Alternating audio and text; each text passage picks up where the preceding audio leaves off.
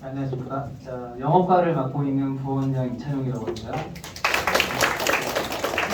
자, 이제 앞으로는 지금부터는 이제 영어, 국어, 수학 순서로 이번 평가원 시험이 어땠었고, 그리고 앞으로 어떻게 저희가 가르칠 것인지 간략하게 10분 정도씩만 할애해서 말씀을 드리도록 하겠습니다. 자, 일단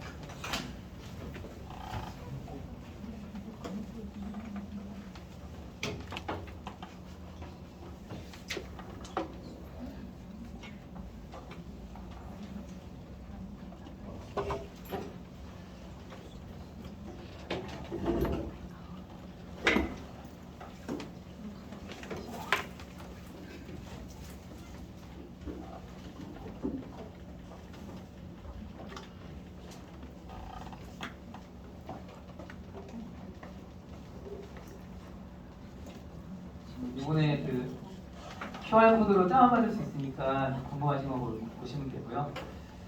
자, 일단 이번 그 시험의 특징을 총평을 잠깐 말씀드리겠는데, 그러니까 작년 이제 재수생 학부모님들이 훨씬 많으시니까 작년 수능 영어 기억하시죠? 그러니까 한마디로 말하면 무슨 시험이었습니까? 미친 시험. 미친 시험. 3.1%. 역대로 최고 난도였고요.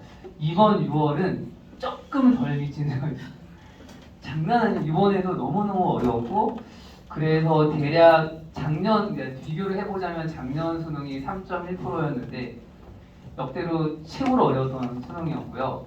6월, 9월 평가원, 6월, 9월 수능을 통틀어서도 그 재작년 6월이 1.1%대가 한 번 있었고요. 그 다음에 작년 수능이 어렵고 이번에 아마 세 번째로 어려운 시험일 거라고 생각을 하는데, 이미 풀 때부터 느꼈어요. 앞부분은 이번에 좀 무난한가 했는데 뒤에 가면 갈수록 너무너무 어렵게 출제가 되어서 거의 대부분의 학생들이 뭐 7, 8점, 5점에서 8점 사이는 거의 다 덜 나왔고, 근데 물론 이제 그 중에는 제법 많은 학생들이 더 오른 학생들도 가끔 있어요. 근데 그런 학생들은 잘 찍은 거예요. 그거는 이렇게 너무 어려운 시험은, 너무 쉬운 시험은 실수 안 하기 경쟁이 되고요. 2개만 틀려도 날아가고, 너무 어려운 시험은 잘 찍기 경쟁이 돼요. 적정한 난이도가 좋은 건데, 이번 시험 같이 나오면은 참 학원 운영도 참 힘듭니다. 이게 희망을 줘야 되는데 이렇게 나와버리면은 이제 학생들이 해도 안 된다 이런 느낌을 자꾸 갖게 되니까. 근데 어쨌든 이제 제가 이제 간단하게 정리를 해놨는데, 이게 생각보다 되게 큰 폰트로 했는데 이게 그 PPT가 아니다 보니까 좀 글씨가 작아서 나중에 참고하시고 이제 말씀으로 드리겠습니다. 이제 제가 적은 내용은 뭐냐면, 작년 수능보다 약간 쉽다라는 게 기관들의 대략적인 평인데, 작년 수능보다 쉽다 그러니까 쉬워졌나 싶은데 그게 아니라 작년 수능이 너무나 역대급이어서 이번에도 역대급이다 이렇게 생각을 하시면 되겠고요. 일단 기본적으로 문장 구조, 어휘, 내용의 추상성, 매력적인 선지, 모든 것이 다 난도가 있었어요. 앞에 20번대만 조금 쉽고 나머지는 전부 다 난이도가 높아서 학생들한테는 굉장히 어려운 시험이었을 거라고 생각을 하고 있습니다. 자, 그리고 이제 이게 최근에 이제 영어가 이제 영어 점수의 추이인데, 2025학년도에 6월 이때 진짜 어려웠죠. 1.47. 그 작년 6월은 정말 물수능, 거의 20% 가까이가 1등급이어서 개나소나 발등급 이런 시험이었는데, 이때 발로 풀어도 1등급만 나오고 그랬었어요. 근데 어쨌든 간에, 근데 이제 이게 보시면 알겠지만은 보통은 이렇게 둘을 합쳐서 대충 중간 정도로 잡는데, 작년에도 그럴 거라 예상을 했어요. 그래서 작년에 제가 이 자리에서 제가 웬만하면 이거 다 맞췄는데 작년에 제가 이렇게를 보고서 한 7, 8% 정도 나올 것이다. 10%까지는 안 간다.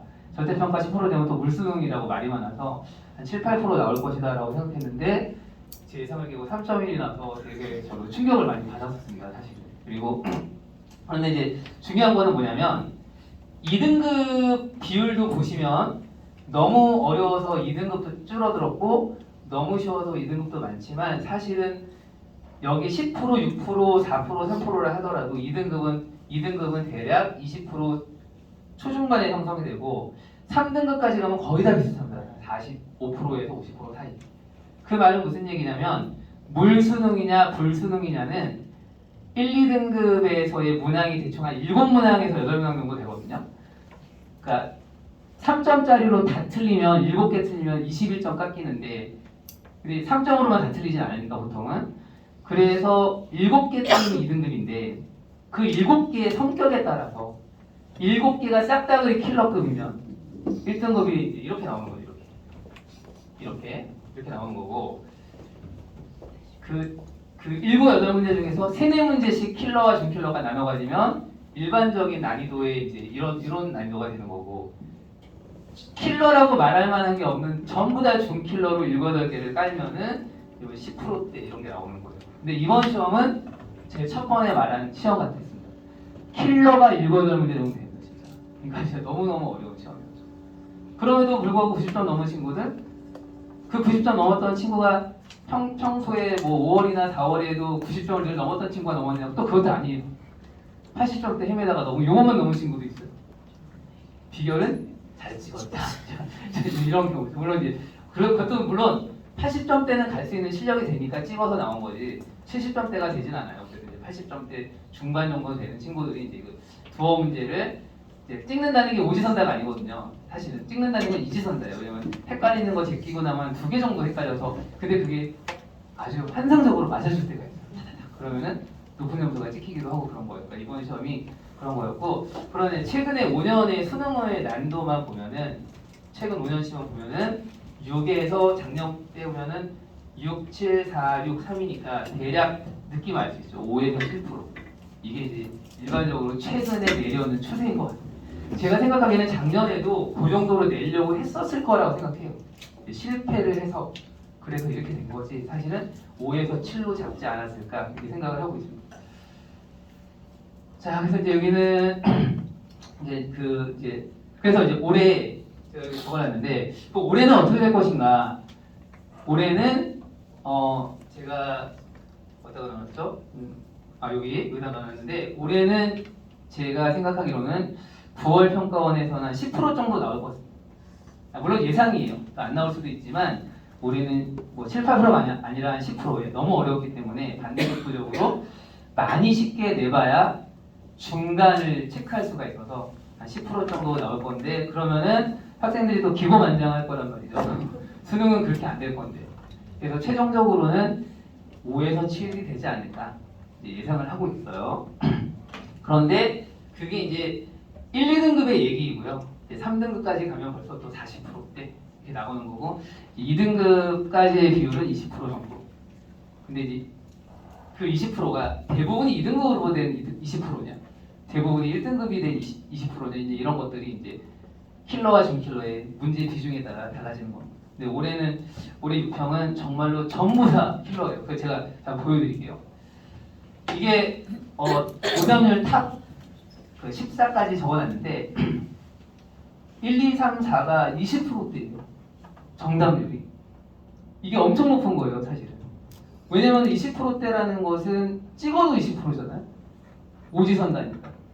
그러니까 20%대라는 거는 이제 부모님들이 생각하시기에 20%면 100명 중에 20명은 맞히는 건데 쉬운 거 아니에요?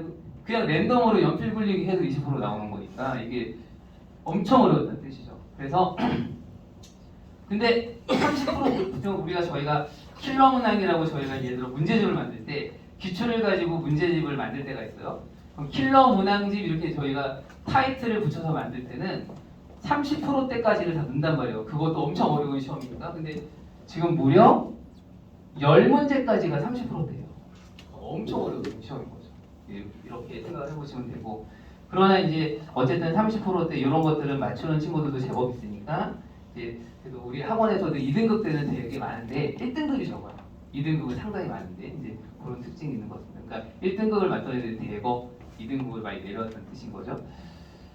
자, 그래서 이제 그 유형별로 제가 이렇게 적어놨는데 이거는 부모님들이 보는 건 별 의미는 없고 학생들이 이제 이걸 한번 읽어보고 대입학형이 어떻고 빈칸쇼론이 어떻게 나왔고 순서 삽입, 어법어휘가 어떻게 나왔구나 이거 학생들이 이제 읽어보면 되는데 굉장히 특이했던 점은 40번 문제가 그 요약문이라고 해서 학생들이 그렇게 어렵게 생각하지 않는 문제였는데 이번에 40번이 무려 탑4 4위 안에 4위에 랭크가 됐습니다. 어렵기로.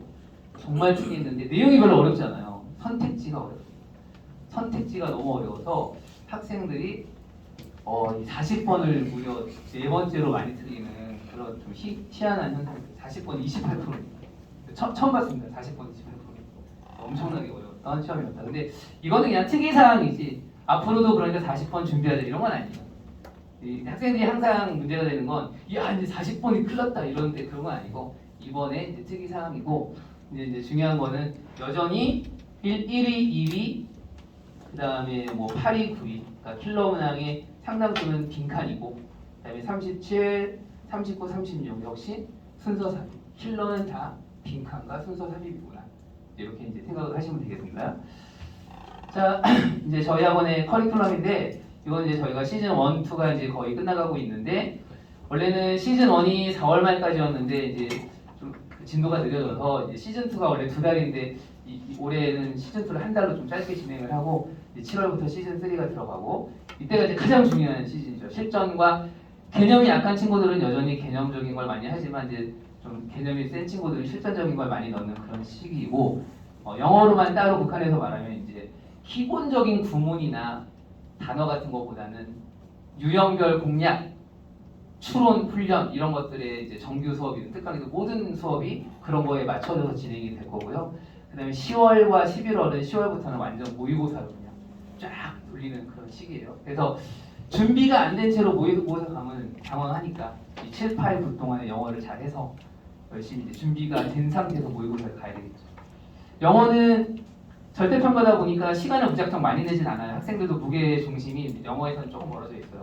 그러면 영어는 공부를 어떻게 해야 되냐면 가성비가 높게 해야 돼요. 가성비가 되게 중요합니다. 시간을 마냥 들일 수도 없고 다른 과목도 급해 죽겠으니까. 그럼 가성비가 높은 공부라는 건 무엇이냐면 암기를 해야 한다는 거죠.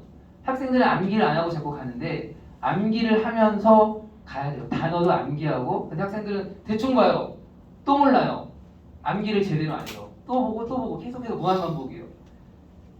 암기가 안 된 채로 그냥 진도만 나가는 거죠. 그렇게 하는 게 아니라 이제는 뭔가 필기가 있거나 뭐 하면은 철저하게 암기를 많이 해야지 오히려 이게 시간이 오래 걸리는 것 같지만 그렇지 않다는 거. 이런 것들을 이제 수업 시간에도 제가 학생들한테 열심히 얘기를 해줄 생각이고요. 어쨌든 잘 끌고 가도록 하겠습니다.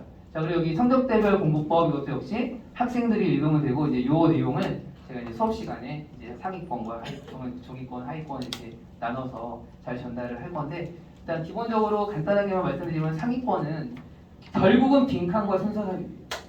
그거에 공부를 많이 하면서 이제 이런 거죠. 정답은 맞췄지만 어떤 지문에 좀 모르는 문장이 있어요. 한두 문장이라도. 그럼 그거 집요하게 파고들어요.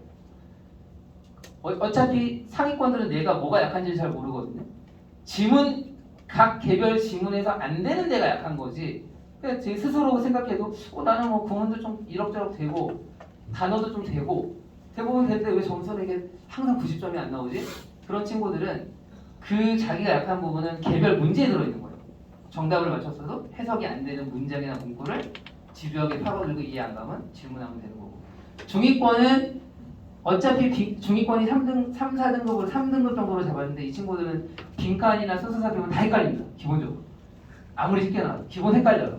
그러니까 이 친구들은 여기서 몇 문제 잡고 그렇지만 주제 제목 유지, 대입하면 이런 무조건 맞힌다. 이런 생각을 해야 돼서 이 친구들은 공부를 할 때 빈칸이나 순서 삽입도 넣어서 해야 되겠지만 주제 제목 같은 유형들을 확실히 잡는 훈련을 해야 됩니다. 그 문제들을 이건 쉬운 유형이니까 대충 넘어가지 이러면 안 돼요. 이 친구들은 무조건 그걸 잡아야 되고 하위권은 가장 중요한 게 누구야? 핸드폰 들어도 될까? 하위권은 가장 중요한 게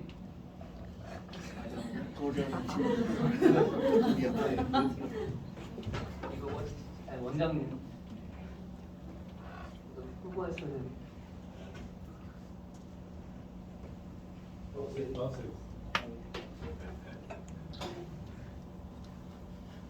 자, 하위권 같은 경우에는 진짜 중요한 게 있는데 듣기를 맞아야 돼요. 듣기는 점수 공부하면 무조건 나옵니다. 듣기는 듣기를 확실하게 맞추고 쉬운 유형들 무조건 다 맞춰야 되고 뭐 도표, 빈칸, 그러니까 도표, 일치불일치불 이런 유형들이 있어요. 이건 무조건 맞추고 그것만 맞춰도 4등급이에요 사실.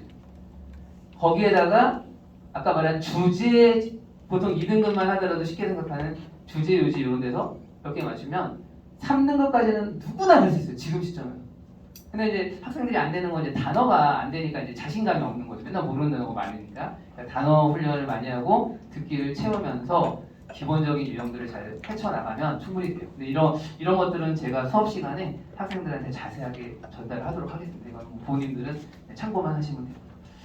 자, 일단 영어과가 준비한 내용은 여기까지이고요. 제가 최선을 다해서 앞으로 열심히 가르칠 테니까 걱정하지 마시고, 저는 항상 목표가 이거거든요. 망쳐도, 그러니까 우리 학원의 모든 학생들을 2등급을 만들겠다. 작년에는 너무 어려워서 시험 보고 좌절했지만, 그리고 항상 이제 올해도 꿈은 모든 학생을 최소한 2등급을 만들겠다. 이게 제 목표인데, 한번 남은 기간 제가 또 최선을 다해서 그 목표를 한번 실현시키도록 노력을 해보겠습니다. 감사합니다.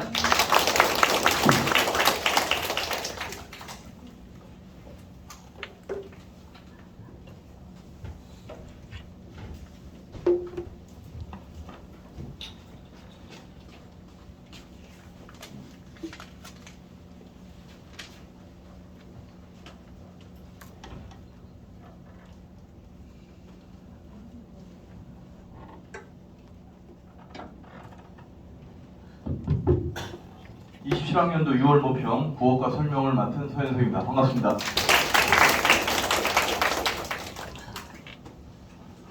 저는 솔직히 모평의 난이도가 쉽든 어렵든 별 관심이 없습니다. 우리 학생한테, 우리 아이들한테 어떤 게 더 유리할까? 요걸 생각을 합니다. 입시 상식이니까 문제를 드리겠습니다. 그러면 우리 아이들한테 국어가 어려운 게 유리할까요? 쉬운 게 유리할까요? 생각할 시간 5초 드리겠습니다. 예. 어려운 게 유리합니다. 왜냐하면 쉬우면 우연으로 고득점이 나올 수 있어요. 쉬우면 우연으로 고득점이 나오는데 어려우면 우연히 고득점은 불가능하거든요. 그러면 상대적으로 공부를 한 학생들이 재수행적이 많거든요. 그러니까 이번 시험은 재수행한테 불리했다. 이렇게 일단 좀 말씀드리겠습니다. 자, 작년도 수능보다 훨씬 더 쉽게 나왔습니다. 이따가 등급컷을 보여드리겠지만 작년도 표준 점수 최고 점수가 147점이었는데 올해는 130점대 초반 정도로 15점 이상 하락을 했습니다. 그러면 이게 지금까지 평가원의 흐름으로 봤을 때 특이한 거냐? 그렇지도 않습니다. 그래서 이거 녹화되고 있네. 솔직히 말씀드리면 저는 모의평가의 무용론을 주장을 하는 사람입니다. 왜냐하면 모의평가의 경향에 맞게 공부를 하면 오히려 안 좋은 결과가 나오는 경우가 많았거든요. 그러면 모의평가는 왜 보는 거냐? 솔직히 말씀드리면 출제진의 편의인 거죠. 자기네가 적정 난이도로 출제를 하려고 이렇게 실험을 해보고 저렇게 실험을 해보고 근데 결과적으로 수능에 또 못 맞춘다는 게 문제죠. 그래서 모평과 수능은 독립시행이라는 것은 결국 모평의 난이도와 무관하게 수능이 출제된다. 그렇기 때문에 올해 쉽게 출제가 되어 6평이 쉽게 출제가 되었기 때문에 수능도 무난할 것이다 라고 얘기하는 사람과는 가까이 하면 안 됩니다. 이슈에 대해서 전혀 모르는 사람이기 때문에 멀리 하시고 그래서 여전히 어려운 수능에 대한 대비가 필요하다 이렇게 말씀드리는 겁니다. 다만 좀 특이점은 언어매체가 상대적으로 어려웠었는데 이번에는 언어매체보다 화법작문의 오답률이 더 높게 나왔습니다. 그래서 화법작문 학생들이 되게 많은 고전을 했었습니다. 그래서 화작도 어려울 수 있다는 것, 요거는 이따가 다시 등급컷 가지고 말씀드리겠습니다. 어쨌든 메타를 부여잡고 가는 것이 가장 중요하다고 말씀을 드리는 것이고 EBS 체감 연계가 높아졌다라기보다는 그냥 유지되었다라고 높은 상태로 유지되었다 이렇게 보시면 되겠습니다. 그래서 문학작품 8작품 중에서 4작품이 연계가 되었고 독서는 4지문 모두가 다 습득해서 연계를 시켰습니다. 참고로 말씀드리면 원래 평가원에서는 6평에서 EBS 연계율을 높게 잡습니다. 구모 때는 조금 낮아지고 수능 때는 조금 더 낮아지는데 그럼 왜 이렇게 하느냐? 6평 때 EBS 연계율이 높으면 학생들 다 EBS를 공부하거든요. 그렇게 공부의 방향성을 유도하고 책의 판매량을 높이기 위한 그런 의도도 저는 솔직히 있다 이렇게 생각을 합니다. 그래서 어쨌든 많은 학생들이 EBS를 중심으로 공부하는 건 맞지만 어쨌든 실제 수능에서는 그거보다 체감 연계도가 조금 낮아질 수 있다는 것은 미리 말씀드리겠습니다. 자, 어쨌든 전체적으로 쉬웠기 때문에 킬러 문항이 배제되었고 3전 문항의 난도가 하락하는 형태를 취했기 때문에 전체적으로 시간만 주어지면 쉽게 풀리는 수준인 거죠. 문제는 시간만 주어지면인 거죠. 시간이 주어졌을 때의 문제입니다. 우리 학생들은 시간이 부족한 상태이기 때문에 쉽게 풀어낼 수 없는 것이 또 사실이고요. 다만 이제 지문 난이도의 평준화는 조금 평가원의 의도대로 실현된 측면이 있다고 생각을 하고 역대로 보면 독서가 상대적으로 어려웠었는데 이번에는 문학과 독서의 난이도를 거의 균등하게 맞춰서 라는 것은 독서를 쉽게 냈다는 거죠. 그래서 독서의 난이도를 낮추면서 문학과 독서의 난이도가 어느 정도 비슷하게 되었고 독서 내에서도 인문, 사회 그리고 과학기술 요 세 지문의 난도에서 과학기술을 낮춰서 세 지문이 비슷한 형태로 출제가 되었습니다. 이거는 이미 학생들한테도 이야기가 되었지만 과거의 수능 경향을 본다면 보통 문과 성향의 학생들이라든지 이런 학생들은 과학기술 지문을 버립니다. 풀어도 대안이 없기 때문에 버리는 전략을 썼고 나머지에서 많이 맞추자 이런 전략인데 출제진들도 그걸 알기 때문에 과학기술을 포기하지 말고 풀어봐 할만하잖아 라는 형태로 유도하는 거죠. 그래서 이번 모평은 쉽게 나왔지만 실제 수능은 또 다를 수도 있기 때문에 그거는 따로 말씀드리겠습니다. 자, 문학 선택지의 길이가 증가해서 문학에서는 독해만큼이나 선지 판단에 대한 훈련이 되지 않으면 결국 시간 단축이 어려움을 갖게 되고 그렇게 됐을 때 전체적으로 결국 성적이 하락하게 되는 형태를 취할 겁니다. 따라서 여기 나온 것처럼 빠르게 찾고 빠르게 판단하는 훈련이 무엇보다 중요하다고 말씀드릴 수 있겠습니다. 참고로 선택 과목의 비중 변화 양상을 좀 말씀드리면 자, 22학년도부터 선택형 수능이 시작되고 올해 마지막인데 70%로 시작했던 헌법작문의 비중이 24년도에서 6대 4 정도로 엄매의 비중이 조금 늘어났어요. 그러다가 다시 작년도에 68%를 찍었고 27학년도 육모는 집계를 해봐야 되겠지만 75% 정도까지 올라갈 거라고 생각을 합니다. 이거는 수학에서 미적분이 줄고 확통이 늘어나는 현상과 맞물린 형태라고 보시면 되고 그래서 어쨌든 학생들이 공부에 부담을 줄이면서 조금 쉽게 공부해서 쉽게 점수를 따는 경향과 맞물려 있는 거고 그것은 이 기간의 언어 매체 특히 문법의 난이도가 너무 어려웠기 때문에 웬만한 문법적 실력을 갖추지 않으면 결국은 화작을 해라 라는 학교에서의 어떤 흐름과 맞물려서 결국은 고3 학생들의 화작 선택 비율이 점점 늘어나는 형태가 됩니다. 그런데 올해 육모에서는 문법의 난이도를 확 낮췄죠. 아마 이런 비중 변화의 문제를 출제진들도 고민할 거라고 생각을 합니다. 최근 5년간 등급 코스를 통해서 수능의 흐름을 좀 말씀드리면 표준 점수가 좀 낯설다고 보시면 그냥 원점수를 보시면 되겠습니다. 22학년도에 불수능이었습니다. 23년도 쉬었습니다. 24년도 불수능이었습니다. 25년도 쉬었습니다. 26년도 불수능이었습니다. 이런 어느 장단에 맞추라는 거죠, 결국은. 그러니까 평가원 국어 영역에서는 일관된 난이도를 기대하기라는 것은 쉽지 않다.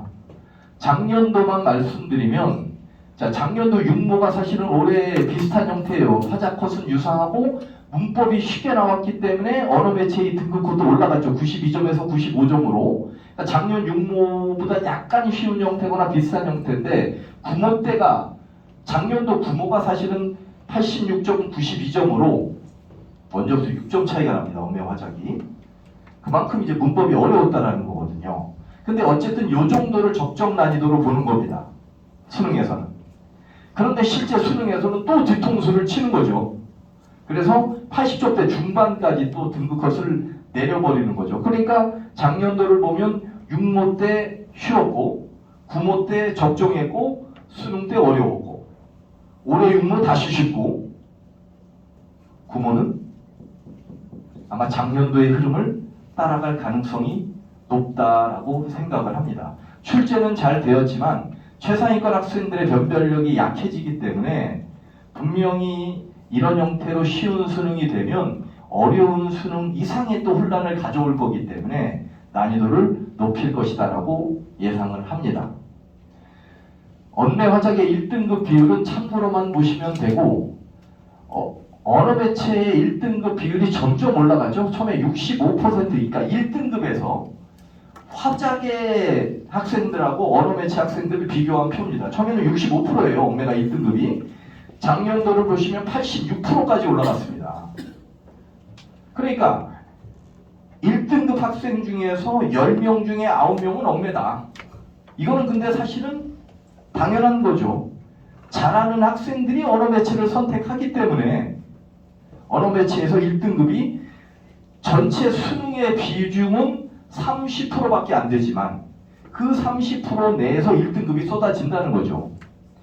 2등급에서도 역시 언어 매체가 많습니다. 이제 3등급부터 이제 화작이 비율이 높아지는데 5, 6, 7에서는 압도적이죠, 화작이.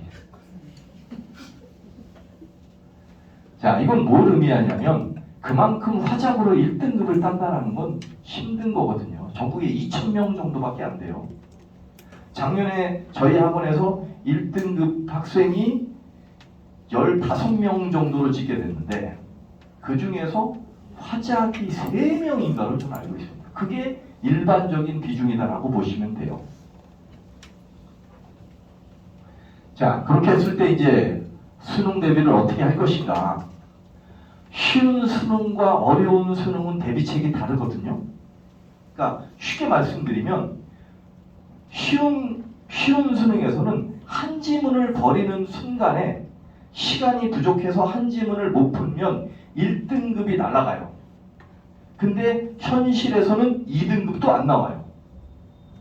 푼 문제 가운데서도 틀릴 수 있기 때문에 정말 한 지문 빼놓고 다 맞으면 2등급이 나오겠지만 그런 학생들은 극소수고 화작을 보세요. 97이 1등급인데 낮게 보더라도 96인데 한 지문을 찍게 되면 90점대 중반 이하로 무조건 내려가죠.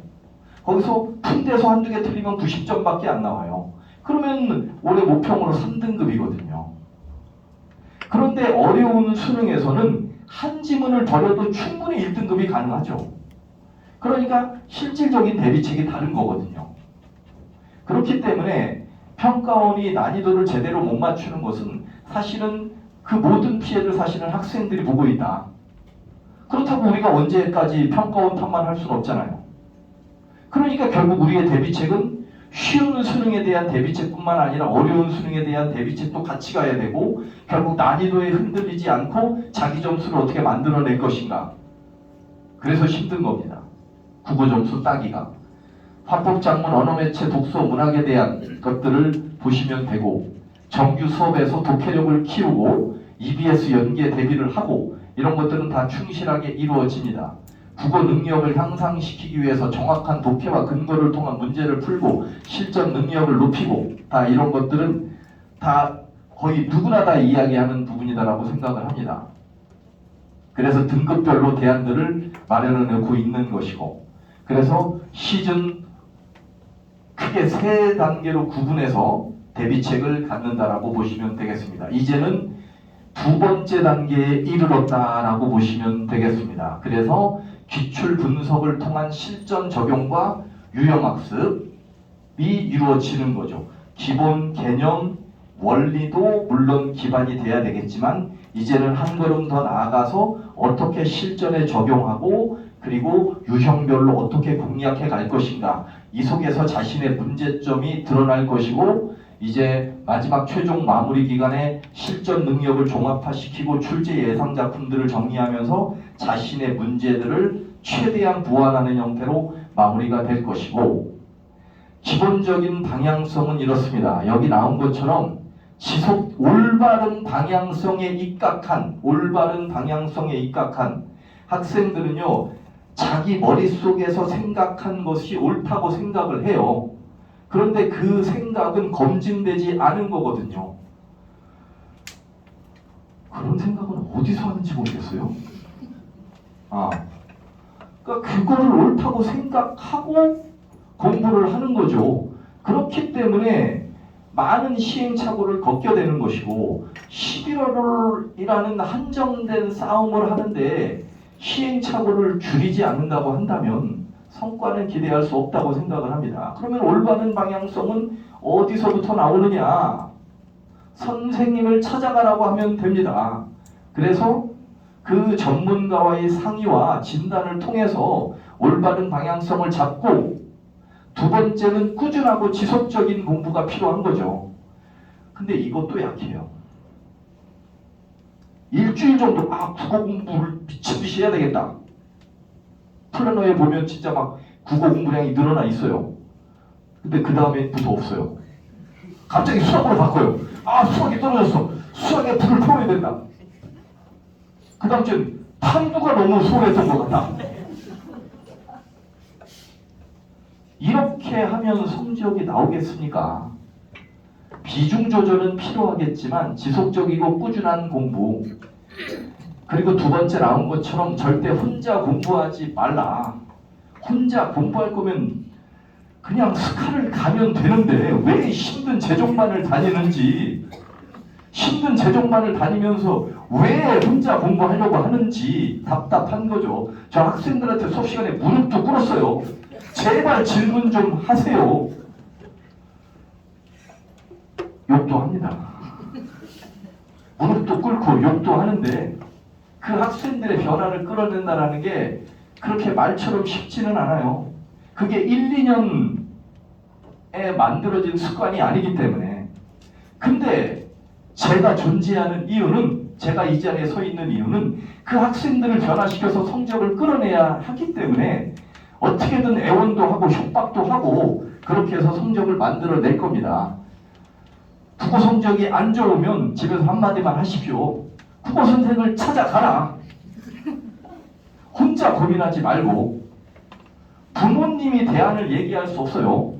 저만큼의 전문가라고 한다면 자신 있게 이야기하셔도 되는데, 그렇지 않다면 부모님이 얘기하지 마시고 선생님을 찾아가라 라고 이야기를 하시면 됩니다. 마지막으로 힘들게 공부하라고 이야기를 합니다. 입시는 치열한 전쟁입니다. 특히 국어 영역에서는.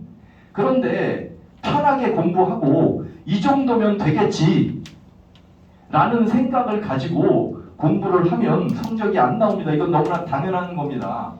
진짜 내가 가진 전부를 걸어도 나올까 말까인데 저는 학생들한테 이야기를 해요. 네가 가진 전부를 건다고? 네가 가진 게 얼마 없잖아. 그거 걸어서 되겠냐고. 근데 그것조차도 안 걸어요. 그것조차도 걸지 않는다고요. 제가 얘기하는 건 뭐냐면요, 네가 가진 걸 불려라. 2배, 3배로 만들고 네가 가진 그 능력치 전부를 걸어라. 그래야지 입시는 성공할 수 있다. 국어 영역도 마찬가지입니다. 힘들게 공부할 때 성적이 나오는 것이고, 제발 눈앞의 성적에 일희일비 하지 말고, 성적은 여름에 나온다. 여름에 안 나오면 가을에 나옵니다. 가을에 안 나오면 수능 때 나옵니다. 그 정도로 힘든 걸 버틸 수 있어야 돼요. 그러니까 부모님들도 성적에 대해서 조급해하면 안 됩니다. 왜 성적이 이러니? 아직 때가 안 된 거죠. 아직 노력의 정도가 미치지 못한 겁니다. 부모님들이 조급해하시면 학생들은 더 일관된 형태로 공부하기 어려워요. 그러니까 답답하시면, 성적이 안 나오면 답답하니까 그럼 국어 선생을 찾아가라. 이렇게 예시를 하시면 됩니다. 성적이 안 나온다고 질책하지 마시고, 저는 성적 가지고 학생들을 질책하지 않아요. 태도를 가지고 질책합니다. 너 왜 집중을 못하니? 너 왜 자습실에서 조니? 왜 공부의 깊이가 이것밖에 안 되니라고 질책을 하지? 왜 점수가 이러니라고 얘기하지 않아요. 점수는 현재의 위치고 태도는 3개월 뒤의 점수를 예고하는 것이기 때문에 저는 점수를 가지고 얘기하지 않습니다. 이 세 가지의 방향성대로 제 영혼을 갈아 넣어서 매해마다 얘기하는 거지만 그건 저의 존재 이유이기 때문에, 존재 가치이기 때문에 그런 겁니다. 그래서 제가 살이 안 찝니다. 올해도 영혼을 갈아 넣어서 끝까지 책임지고 성적 올리도록 하겠습니다. 감사합니다.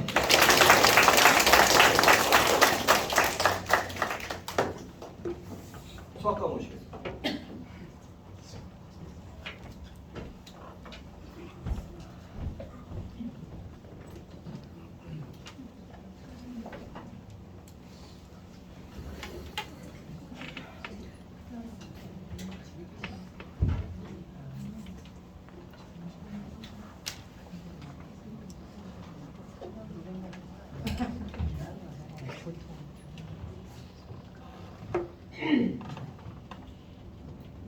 네, 인사드리겠습니다. 반갑습니다.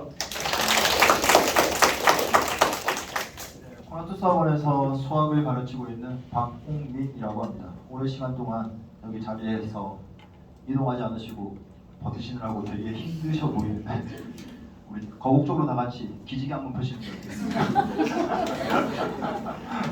네, 좋습니다.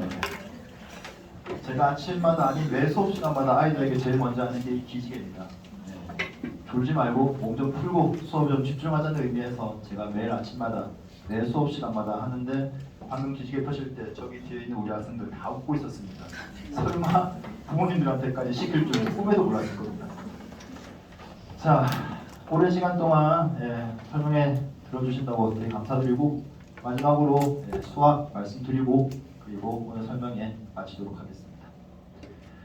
자, 일단 수학 총평에 대해서 간단하게 말씀을 드리면 앞에서도 말씀을 하셨겠지만 이번에 수능을 이제 6평 시험을 봤는데 되게 쉬웠습니다. 솔직히 말씀을 드리면 되게 쉽게 나왔고 제가 해설 강의 하면서도 아이들한테 많이 했던 얘기가 뭐였냐면 이거 다 공짜 문제다. 이거 공짜해서 객관식 14번까지 공짜로 쭉 나갔었습니다. 그만큼 쉬웠던 육모였고 그래서 1등급 컷도 되게 높았었고 예년에 비해서 그리고 아이들도 성적이 좀 많이 오른 학생들도 있었지만 또 반면에 많이 오르지 않은 학생들도 있었습니다. 아무튼 전체적인 난이도는 쉬웠고 좀 예전과 다르게 좀 달라진 부분이 있다면은 공통 부분이 작년까지는 좀 어려웠었는데 올해는 공통 부분이 좀 되게 쉽게 나왔고요. 오히려 선택 과목에서 미적분, 확통에서 이제 킬러 문항들이 좀 어렵게 출제가 돼서 그 부분에서 이제 아이들이 조금 혼선을 좀 빚은 경우가 좀 있었다. 그렇게 말씀을 드리도록 하겠습니다. 그리고 이제 이게 작년 수능 왼쪽 편에 있는 이제 등급 컷이고요. 이제 오른쪽이 이번 육모 예상되는 등급 컷인데 확통 기준으로 보면은 작년에 1컷이 88 수능이었는데 올해 직무는 92점 4점 상승했고 미적분은 1등급 85점에서 이번에 87점으로 2등급 2점 정도 상승을 했고 기하는 거의 비슷했고 근데 이제 보시면은 전체적으로 이거 거의 비슷하게 이제 각 등급 컷들이 올라갔기 때문에 예년에 비해서 좀 쉬웠다 이렇게 말씀을 드릴 수가 있겠습니다. 그 다음 넘어가면 이제 저희 학원에서 이제 시즌 1, 시즌 2, 시즌 3, 시즌 4 해서 이제 어떻게 수업이 진행되는가 이제 이런 거에 대해서 이제 말씀을 제가 지금부터 드릴 건데요.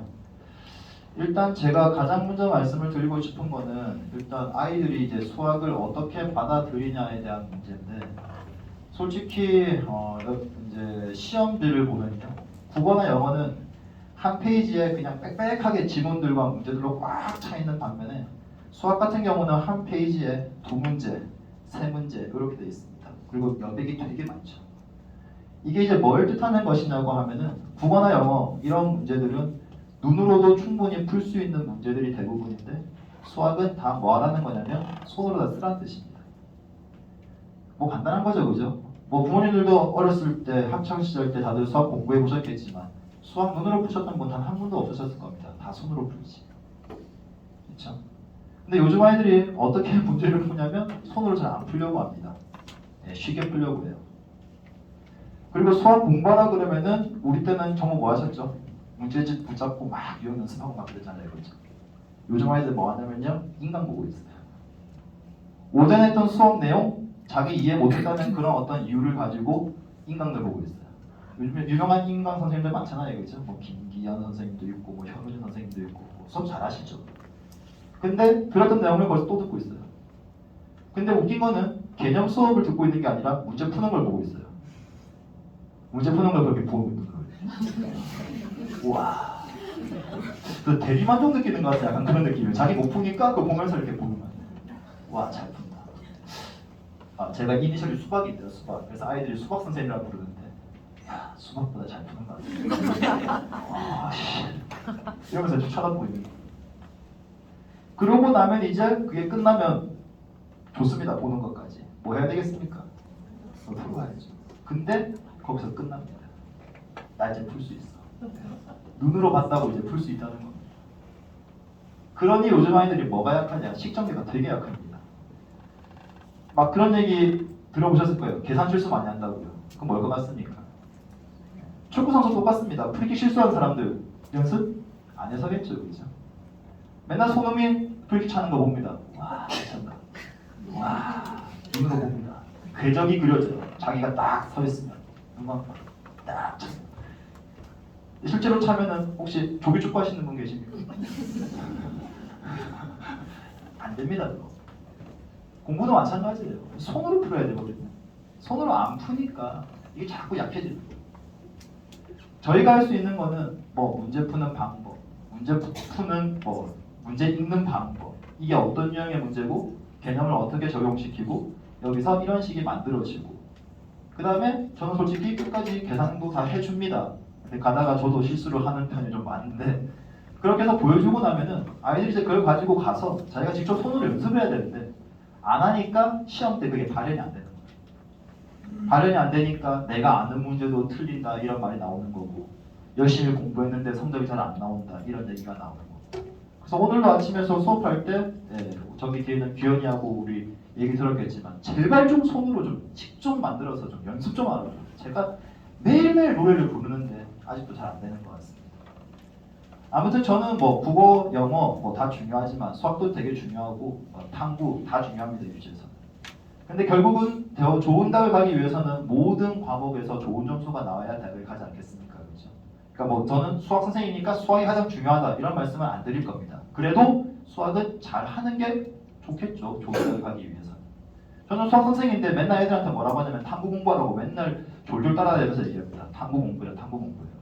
왜냐하면 탐구 점수가 높으면 대학 가는 게 되게 유리한 건 맞습니다. 근데 그걸 받쳐주기 위해서 수학은 최소 이제 4등급 또는 3등급 이상이 나와줘야 그래도 우리가 이제 인서울대학 한 4등급 정도 나와도 수도권 대학은 갈 수 있습니다. 다른 과목이 받쳐준다면. 그럼 4등급 되려면은 원점수 기준 몇 점 정도 나와야 되느냐? 60점 중반이 나와야 됩니다. 확통이든 이적이든 기하든 할 것 없이.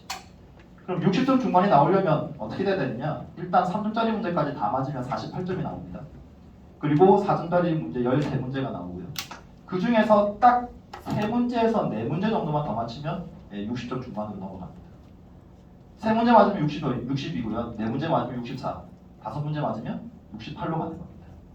68이면 4등급은 나온다는 거예요. 거기서 한 문제 더 맞으면 72로 가겠죠. 70점 넘어가면요. 여기 수도권 근처에서 뭐 알만한 대학은 뭐가 있을까? 근처에 에리카 있죠? 네, 작년에 수학 4등급 70점 딱 받고도 에리카 간 애가 있습니다. 탐구 뭐 한 2등급 정도 나오고 뭐 국어 한 3 나오고 그래도 에리카 갑니다. 정시로. 그러니까 생각보다 이 대학 가는 게 그렇게 어렵지가 않다는 겁니다. 충분히 하실 수 있는 거고. 그러면은 그만큼의 유형 연습을 제대로 하면은 가야 되는데 또 아이들이 뭐냐? 눈높이가 이만큼 높아져가지고 지금 현재 수학 성능 나오면은 한 50점 나오는데 공부하는 거 보면 막 80점, 90점들이 하는 공부를 따라하고 있어요. 성적이 절대 안 나옵니다. 그래서 마지막으로 하나 말씀드리고 싶은 건 뭐냐면 제발 자기 현재 수준에 맞는 어떤 그런 공부를 먼저 하고 나야 그 다음으로 넘어갈 수가 있다. 특히 수학은. 국어나 영어는 어학이기 때문에 좀 다르거든요. 이거는 받아들이는 게.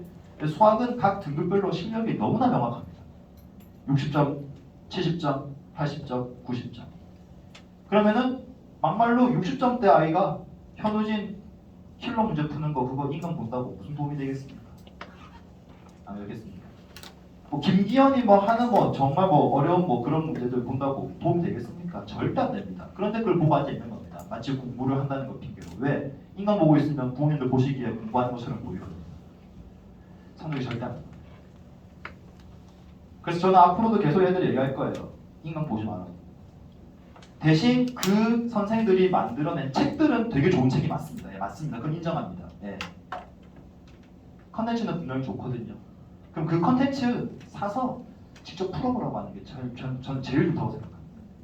그래서 수학은 손으로 꼭 공부해야 된다. 그리고 수학은 왕도 없다. 자기 손으로 직접 식 만들고 그 다음에 연습하고 틀리면 틀린 문제 또 풀고 맞아도 또 풀고 그러면서 계속 반복적으로 연습이 돼야 결국 수능 날 가장 중요한 시험에서 그 어떠한 실수도 하지 않고 내가 맞을 수 있는 문제 다 맞을 수 있고 그렇다고 100점이 나오지는 않겠지만 그래도 내 실력에 맞게끔 그 점수는 분명히 나올 겁니다. 제가 오늘 말씀드리고 싶은 거는 딱 요거였습니다. 뭐 다른 애들이 뭐 학종으로 뭐 대학을 어딜 가네 뭐 교과로 어디를 가네 뭐 뭘 준비하네 솔직히 지금 우리 아이들 할 시간은 많지 않거든요.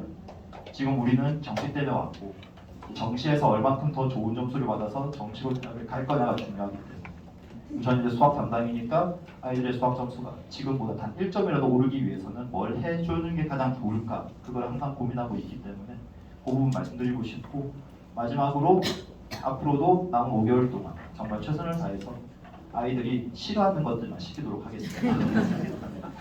부모님이 잘 못 시키시니까 제가 그거 담당하고 앞으로도 저희 학원 믿고 끝까지 맡겨주시면 정말 감사드리겠습니다. 이상으로 수학 마치겠습니다. 자 이제 마무리 지을 건데요. 자 지금부터 이제 각